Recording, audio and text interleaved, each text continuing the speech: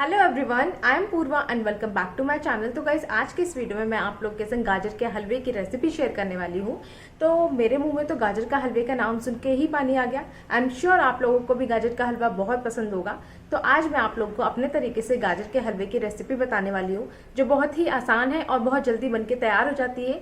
और इसमें आपको बाहर से चीज़ें लाने की भी ज़रूरत नहीं पड़ेगी, सारे इंग्रेडिएंट आपको आपके घर में ही मिल जाएंगे। तो इसे बनाना बहुत ही आसान है। तो चलिए अब रेसिपी को स्टार्ट करते हैं। Before that, if you are new in my channel, please consider subscribing. आप मुझे इंस्टाग्राम पे भी फॉलो कर सकते हैं for more update about food, fashion, beauty and my life style. तो please do follow me there. मेरा इंस्टाग्राम हैंडल है कार्ब स्टाइल। तो गर्मा गर्म गाजर का हलवा बनाने के लिए मैंने यहाँ पर रेड वाली जो गाजर आती है ना, वो ली है। तो वो करीब 7 से 8 गाजर हैं, अप्रॉक्सीमेटली 600 से 700 ग्राम होंगी। तो इनको ना सबसे पहले मैंने क्या किया है, साफ़ पानी से कम 2 से 3 बार अच्छे से वॉश कर लेंगे, क्योंकि अगर कोई मिट्टी विट्टी होगी या कुछ गंदी होगी तो वो क्लीन हो जाएगी।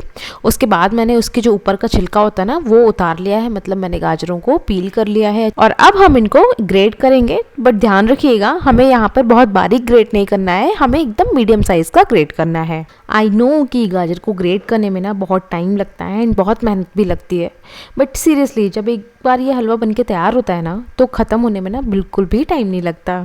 तो बस इसी जज्बे के साथ लगे रहो गाजर को ग्रेट करने में, एंड बातों ही बातों में ना आपको पता भी नहीं चलेगा कि आपकी जो गाजर है वो कब ग्रेट हो गई। तो जैसा कि मैं आपको यहाँ पर दिखा रही हूँ, हमें बिल्कुल गाजर वैसे ही ग्रेट की हुई चाहिए, ना ज़्यादा मोटी चाहिए एंड ना ज़्यादा पतली चाहिए है। तो अब यहाँ पर जो गाजर है वो ग्रेट हो चुकी है, और अब हम बढ़ते हैं अपने अगले प्रोसेस की तरफ। तो हलवा बनाने में ना हमारा टाइम भी बहुत लगता है एंड गैस भी बहुत लगती है।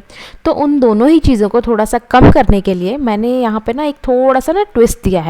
हो सकता है कि आप में से बहुत सारे लोग इस चीज़ को करते होंगे पहले से ही, बट जिन लोगों को नहीं पता या जिन लोगों को नहीं आता, वो इस वीडियो के थ्रू ये चीज़ सीख सकते हैं। तो मैंने यहाँ पर सबसे पहले एक कुकर लिया एंड उस कुकर को हमने गैस पे रखा एंड अच्छे से गर्म किया, और उसके बाद हमने उसमें थोड़ा सा घी ऐड किया है। घी आप अपनी श्रद्धा के अनुसार डाल सकते हो, कम या ज़्यादा कर सकते हो, क्योंकि हलवा है, हलवे में तो घी आगे डालना ही है एंड घी से हलवे का जो टेस्ट है वो बहुत ही अच्छा आता है। तो जब घी अच्छे से गर्म हो जाए ना, उसके बाद आप 2 या 3 इलायची लीजिए और उसे अच्छे से कूट लीजिए, और उसके बाद पूरी की पूरी इलायची आप घी में डाल दीजिए। इलायची का जो फ्लेवर है ना, वो इस हलवे में ना काफ़ी अच्छा आता है, बट अगर आप इलायची नहीं खाते तो आप इलायची को स्किप भी कर सकते हो। इलायची डालने के 20 से 30 सेकेंड के बाद हमने जो गाजर ग्रेट करके रखी थी, अब हम उसमें ऐड कर देंगे और उसको भी हम अच्छे से मिक्स कर देंगे, और 4 से 5 मिनट के लिए हम गाजर को घी में भूनेंगे भी।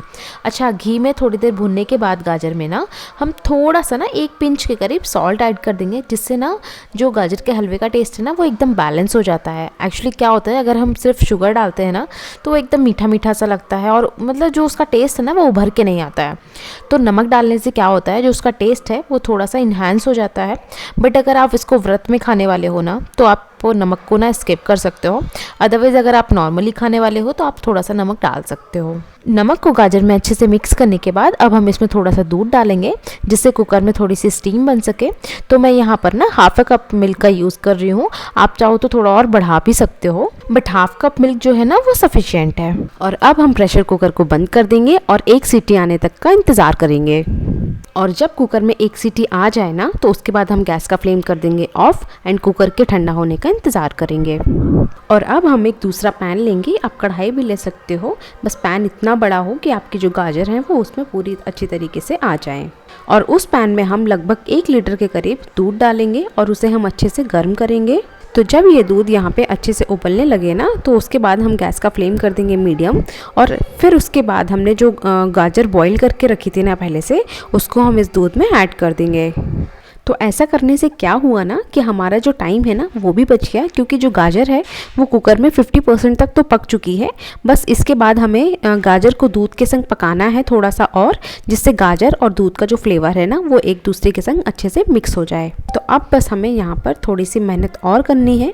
हमें दूध को और गाजर को तब तक पकाना है जब तक कि दूध इसमें से पूरा रिड्यूस ना हो जाए। दूध जब तक कंडेंस ना हो जाए तब तक हमें इसे अच्छे से पकाना है। तो गाइस, इस पूरे प्रोसेस में लगभग 30 मिनट तो लग जाएगा आराम से। तो आपको यहाँ पे थोड़ा सा वेट तो करना ही पड़ेगा, क्योंकि इंतज़ार का फल तो हमेशा मीठा ही होता है ना। पर यहाँ पर इंतज़ार और मेहनत का फल गाजर का हलवा है। तो जब तक यहाँ पर दूध और गाजर अच्छे से पक रहे हैं, तब तक हम अपने जो ड्राई फ्रूट्स हैं ना, उनको घी में रोस्ट कर लेते हैं। आपको याद होगा कि मैंने आपको इससे पहले भी बताया है कि जब भी आप अपने ड्राई फ्रूट्स को किसी भी स्वीट डिश में डालो ना, तो उनको घी में रोस्ट करके ही डालो, तो उसका जो टेस्ट है ना वो दुगना हो जाता है। तो यहाँ पर मैंने कुछ ड्राई फ्रूट्स लिए हैं जिनको मैंने पहले से कट करके रख लिया था। तो यहाँ पर मैंने अपनी पसंद के ड्राई फ्रूट्स यूज़ किए हैं, आपको जो भी पसंद हो आप वो यूज़ कर सकते हो। तो अब हम लोग एक और पैन लेंगे और उसमें हम लोग 2 से 3 टेबल स्पून के करीब घी ऐड करेंगे। और जब घी अच्छे से गर्म हो जाए ना, तो उसके बाद हमने जो ड्राई फ्रूट्स कट करके पहले से रखे थे, हम उसमें वो ऐड कर देंगे।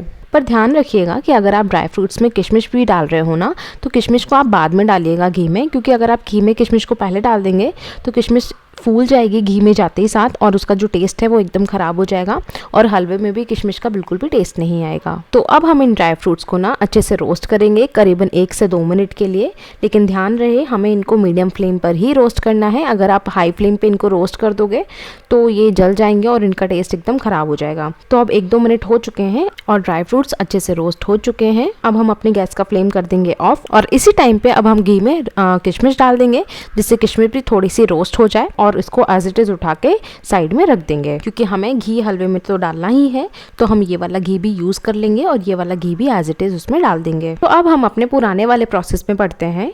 तो देखिए यहाँ पर गाजर और दूध अच्छे से मिक्सअप हो गए हैं एंड ये अच्छे से पक चुके हैं। तो जैसा कि मैंने आप लोग को पहले बताया था कि हमें यहाँ पे मिल्क को ना कंडेंस करना है, तो देखिए यहाँ पर दूध पूरी तरह कंडेंस हो चुका है। तो इस पूरे प्रोसेस में लगभग 30 मिनट्स लग चुके होंगे और अब बारी आती है हमें गाजर को भूनने की। तो आप गाजर के हलवे में गाजर को जितना ज़्यादा भूनोगे ना, गाजर के हलवे का टेस्ट उतना ज़्यादा अच्छा आता है। भाई मुझे तो गाजर जब तक भुनी ना हो अच्छे से तब तक मज़ा ही नहीं आता है, इसलिए अब मैं यहाँ पर 1 से 1.5 चम्मच के करीब घी ऐड करूँगी।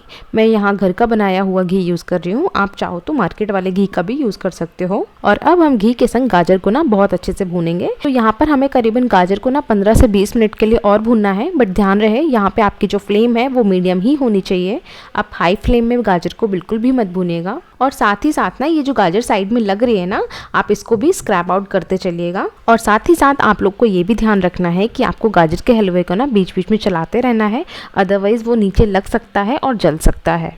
अच्छा, यहाँ पर ना मैंने अभी जो ड्राई फ्रूट्स घी में रोस्ट किए थे ना, वो भी मैंने इसमें डाल दिया है और उसके साथ साथ ही मैं इसको भी रोस्ट कर रही हूँ। तो इस हिसाब से मैंने अभी तक 4 से 5 टेबल स्पून के करीब मैंने घी इसमें ऐड कर दिया है। अगर आप लोग को और ज़्यादा घी चाहिए तो आप इसमें ऐड कर सकते हो, बट अगर आप लोग थोड़ा कम घी खाते हो तो आप लोग इतना ही घी डालिएगा। तो मुझे तो भाई घी में भुना हुआ हलवा ना बहुत अच्छा लगता है, इसलिए मैंने यहाँ पे 1 से 1.5 चम्मच घी और यूज़ किया है। और अब हम इसको लगभग 10 से 12 मिनट के लिए और भूनेंगे। और जब हलवा अच्छे से भुन जाएगा ना, उसके बाद हम इसमें शुगर ऐड करेंगे। तो मैंने यहाँ पर 1 कप के करीब इसमें शुगर ऐड करी है। आप शुगर अपने हिसाब से ऐड कर सकते हो। अगर आप बहुत ज़्यादा मीठा खाते हो तो आप ज़्यादा डाल लीजिएगा, और अगर आप कम खाते हैं तो आप कम डाल लीजिएगा। और ध्यान रखिएगा कि गाजर में भी थोड़ी सी मिठास होती है, और अगर आपकी गाजर ज़्यादा मीठी है तो शुगर इसमें कम जाएगी, और आपकी गाजर अगर थोड़ी कम मीठी है तो शुगर इसमें ज़्यादा जाएगी। तो शुगर डालने के बाद जब आप शुगर को हलवे में अच्छे से मिक्स करोगे तो शुगर भी अपने अंदर से ना पानी छोड़ती है। तो उसके बाद भी आपको ना थोड़ी देर के लिए हलवे को भूनना है। तो इस प्रोसेस में भी आपको कम से कम 10 मिनट लगेगा। आप 10 मिनट हलवे को अच्छे से भूनिए, उसके बाद ही इस हलवे का ना जो टेस्ट है ना वो इन्हांस होके आता है। तो हलवे को भूनते हुए 10 मिनट हो चुके हैं। तो अभी आप हलवे का टेक्सचर देख सकते हो कि कैसा टेक्सचर आया है हलवे का। तो बस हमें इसी टाइम पे अपना जो गैस फ्लेम है ना वो ऑफ कर देनी है, और हमारा जो हलवा है वो बनके तैयार है। और अब आप इसको गर्मा गर्म सर्व कर सकते हैं।